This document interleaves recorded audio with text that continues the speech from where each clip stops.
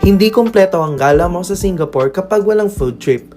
So here are some of the foods that we tried in Albert Food Center, a famous hawker spot in Bugis. First one, this rojak salad. This is also a Michelin recommended store dito sa Albert Food Center. Sobrang nagulat ako dito, para siyang elevated version ng mangga na may suka at alamang. Mixture siya ng fruits, veggies, peanuts, tofu, matamis, maasim, maalat, sticky at crunchy. My brain cannot comprehend how it all blended, but somehow it all works. Alam mo yung familiar flavor pero hindi? Iniisip ko palang anong kalasa niya pero naubos ko na pala. So I'll rate it 9.5 out of 10. Another Michelin Bib Gourmand here is this Chui Kue store. Mali hata pronunciation ko but you'll get it.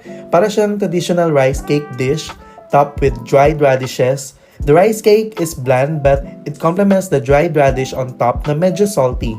The old lady na nasa kabilang table told us na mas masarap daw siya kapag mainit.